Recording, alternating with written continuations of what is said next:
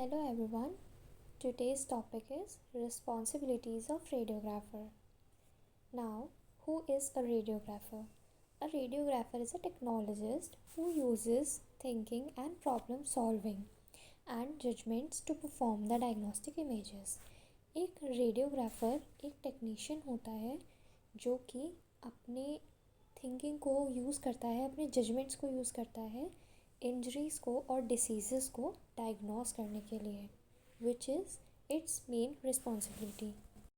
Now there is 3 types of it: ethical responsibilities, clinical responsibilities, and legal responsibilities. First, we discuss ethical responsibilities. So, these are moral responsibilities. It includes special responsibilities like confidentiality. So, it refers to the privacy of the patient. Her patient को right होता है अपनी informations private रखने का. हम बिना patient की concern के इंफॉर्मेशन किसी के साथ भी शेयर नहीं कर सकते. And here I mention the definition so you can note it down. Next point is beneficiency and it refers to the fact that all must be meant to be good. इसका मतलब ये होता है कि हम जो भी एक्सपोजर कर रहे हैं या जो भी पोजीशन हम पेशेंट को दे रहे हैं वो बेनिफिशियरी होनी चाहिए. उससे हमें एक अच्छा डायग्नोसिस मिलना चाहिए और हमें पेशेंट केयर का ध्यान रखना होता है. And the most important point in the patient care is कि हमको पेशेंट को कम से कम रेडिएशन डोज देनी होती है. Third, to keep good behaviour with seniors and coworkers. हमारे साथ जितने भी health care staff workers present होते हैं हमें उनके टुवर्ड्स एक अच्छा नेचर रखना चाहिए, एक फ्रेंडली नेचर रखना चाहिए ताकि काम करने में आसानी हो और एक अच्छा एनवायरनमेंट बिल्डअप हो. और हमें पेशेंट के टुवर्ड्स भी एक अच्छा बिहेवियर रखना चाहिए ताकि वो कंफर्टेबल फील करे. Fourth, radiographer should deliver patient care and services on the basis of illness and diseases without any discrimination. हमें बिना डिस्क्रिमिनेशन के जो पेशेंट केयर है वो प्रोवाइड करनी चाहिए पेशेंट को on the basis of illness. हमें जो है उसका डायग्नोसिस करना होता है प्रॉपरली, बिना उसका रिलीजन, उसका कास्ट, ये सब देखते हुए. तो बिना किसी डिस्क्रिमिनेशन के हमें उसको ट्रीटमेंट जो है वो प्रोवाइड करना होता है. Fifth point is taking care of machines and equipments which is very important, क्योंकि जब हमारी मशीन्स, हमारी इक्विपमेंट सही तरीके से काम करेंगे तभी हम अच्छे से डायग्नोस जो है वो कर सकते हैं. अगर वो ढंग से ना काम करें तो हमें उनके लिए रिपोर्ट करनी चाहिए ताकि वो जल्दी से जल्दी ठीक हो जाएं. Next is clinical responsibilities. So here are some points. Radiographer has an important role in providing right kind of environment. जब भी पेशेंट डिपार्टमेंट में आता है तो यूजुअली डिपार्टमेंट में जो है वो डार्कनेस होती है तो वो काफ़ी नर्वस हो जाता है. और वैसे ही पेशेंट को बहुत ज़्यादा एंजाइटी होती है बिकॉज ऑफ इंजरी और डिसीज़, क्योंकि वो बीमार होता है. तो हमें उसको कंफर्टेबल करने के लिए एक सही एनवायरनमेंट देना चाहिए ताकि वो हमारे साथ कोऑपरेट करे और हम अच्छे से उसका डायग्नोस कर सकें. Second is knowledge of first aid. It is very important to have basic knowledge of first aid, क्योंकि जब भी पेशेंट डिपार्टमेंट में आता है अपनी इंजरी के साथ तो हो सकता है उसको ओपन इंजरी हो जिसकी वजह से उसको काफ़ी ब्लीडिंग हो सकती है. रेडियोग्राफर जो है वो उन हेल्थ केयर वर्कर्स में से होता है जो सबसे पहले पेशेंट से मिलते हैं. तो हमको उसको फ़र्स्ट एड जो है वो प्रोवाइड करना होता है और हमें उसका स्टेबलाइजेशन देखना होता है कि वो अच्छे से सांस ले पा रहा है, उसको ज़्यादा ब्लीडिंग तो नहीं हो रही, क्योंकि इससे जो है पेशेंट का ट्रॉमा बढ़ सकता है. Third is radiographer should have practical knowledge of the radiographic procedures. हमें रेडियोग्राफिक प्रोसीजर्स की, पोजीशंस की एक्यूरेट नॉलेज होनी चाहिए जिससे हमारी एक्यूरेसी बढ़ जाए और पेशेंट का रेडिएशन डोज जो है वो कम हो सके. इससे हमारी पेशेंट केयर जो है वो इंक्रीज़ हो जाती है. Fourth is radiographer should maintain sympathetic, understanding and cheerful environment. हमें जो है वो एक अंडरस्टैंडिंग और एक इनकरेजिंग एनवायरनमेंट जो है क्रिएट करना होता है ताकि पेशेंट कॉन्फिडेंट फील कर सके, कंफर्टेबल फील कर सके और अच्छे से डायग्नोसिस में कोऑपरेट कर सके.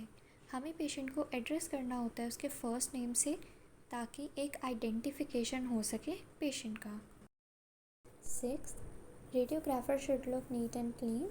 और जो फीमेल रेडियोग्राफर्स हैं उनको अपने नेल्स जो है वो लॉन्ग नहीं रखनी चाहिए, एक्सेस ज्वेलरी नहीं पहननी चाहिए, और हमें जो है एप्रन कैरी करना चाहिए। Radiographer should not being in general conversation with the patient.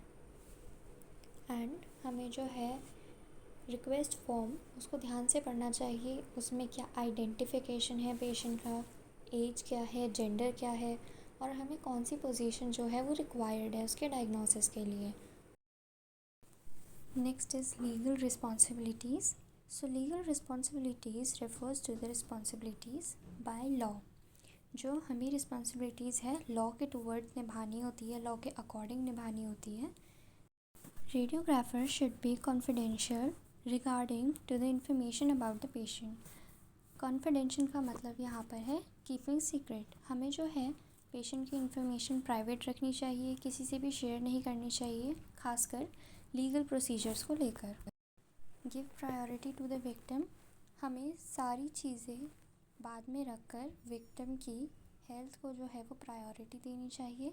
हमें सबसे पहले उसको ट्रीटमेंट प्रोवाइड करना चाहिए ताकि उसको कोई भी ट्रॉमा ना हो या उसकी जान को कोई ख़तरा ना हो। Third is reporting and recording the incident which is very important. हमें जो है एक एक इन्फॉर्मेशन रिकॉर्ड करनी चाहिए, रिपोर्ट करनी चाहिए विद द होल ऑनेस्टी, जो कि एक्चुअली में वहाँ पर था। And fourth is accurate positioning, ताकि पेशेंट को कम से कम रेडिएशन डोज जो है वो लग सके। Now there are some other important responsibilities.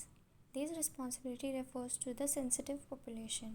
Sensitive population से हमारा मतलब होता है women in the reproductive age या pregnant women या childrens। इन सबको रेडिएशन से बचाना बहुत ही important होता है।